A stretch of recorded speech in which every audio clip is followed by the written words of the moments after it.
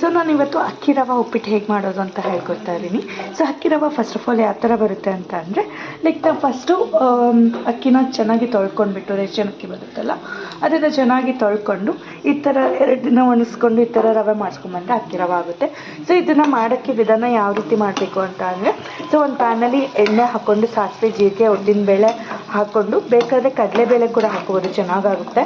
So ಕಡಲೆಬೇಳೆ ಕೂಡ ಹಾಕ್ಕೊಂಡು ಚೆನ್ನಾಗಿ ಈ ಥರ ಮೆಣಸಿನ್ಕಾಯಿ, ಈರುಳ್ಳಿ ಜೊತೆ ಫ್ರೈ ಮಾಡ್ಕೋಬೇಕು ಚೆನ್ನಾಗಿ. ಸೊ ಈ ಥರ ಫ್ರೈ ಮಾಡ್ಕೊಳ್ತಾನೆ ಗೋಲ್ಡನ್ ಬ್ರೌನ್ ಆಗೋ ತನಕ ನಾವು ವೆಯ್ಟ್ ಮಾಡಬೇಕು, ಓಕೆನಾ? ಸೊ ವೆಯ್ಟ್ ಮಾಡೋಣ.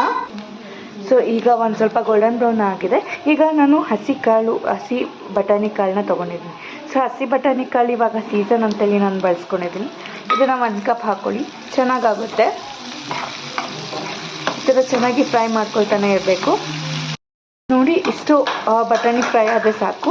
ಸೊ ಇದಾದ ನಂತರ ನಾನು ಈ ಗ್ಲಾಸ್ ಅಳತೆಯಲ್ಲಿ 3 ಕಪ್ಪು ಅಕ್ಕಿ ರವೆನ ತೊಗೊಂಡಿದ್ದೀನಿ. ಸೊ ಇದಕ್ಕೆ 6 ಅಥವಾ 7 ಗ್ಲಾಸ್ ನೀರನ್ನು ಹಾಕ್ಕೋಬೋದು. ಸೊ ಈಗ ಆಲ್ರೆಡಿ ಈ ಥರ ಕುದಿ ಬಂದಿದೆ. ಸೊ ಬಟಾಣಿ ಕಾಳು ಹಸಿ ಇರೋದ್ರಿಂದ ಜಾಸ್ತಿ ಹೊತ್ತು ಕುದಿಸ್ಕೊಳ್ಳೋ ಅವಶ್ಯಕತೆ ಇರೋದಿಲ್ಲ. ಸೊ ಈಗ ನಾನು ಒಂದು ಅರ್ಧ ಆಗಷ್ಟು ನಿಂಬೆಹಣ್ಣ ಹಿಂಡಿಟ್ಕೊಂಡಿದ್ದೀನಿ. ಸೊ ಹಿಂಡ್ತಾ ಇದ್ದೀನಿ ನಿಂಬೆಹಣ್ಣ. ಸೊ ಹಿಂಡಾದ್ಮೇಲೆ ಈ ಥರ ಇಷ್ಟು ಸಕ್ಕರೆ ಹಾಕ್ತಾಯಿದ್ದೀನಿ. ಸೊ ಸಕ್ಕರೆ ಬಳಸೋದ್ರಿಂದ ಉಪ್ಪಿಟ್ಟಿನಲ್ಲಿ ಟೇಸ್ಟ್ ಕೂಡ ಬರುತ್ತೆ. ಸೊ ಹಾಗಾಗಿ ಇದನ್ನು ಹಾಕಬೇಕು, ಸಕ್ಕರೆನ. ಆದಮೇಲೆ ಇದು ರವೆ ಇರುತ್ತೆ ಅಲ್ಲ, ಸೊ ರವೆನೆಲ್ಲ ಹಾಕ್ಕೊಂಡು ಈ ಥರ ಸಣ್ಣ ಉರಿಯಲ್ಲಿ ಇಟ್ಕೊಂಡು ಕುದಿಸ್ಕೋಬೇಕು. ಸೊ ಈ ಥರ ಸಣ್ಣಗೆ ಇಟ್ಕೊಂಡು ಕುದಿಸೋದ್ರಿಂದ ಸೊ ಉಪ್ಪಿಟ್ಟು ಟೇಸ್ಟ್ ಕೂಡ ಬರುತ್ತೆ. ಇದಾದಮೇಲೆ 1 ಕಪ್ನಲ್ಲಿ ಆಗುವಷ್ಟು ಒಂದು ಕಾಯಿ ತುರಿನ ಹಾಕಿದ್ದೀನಿ.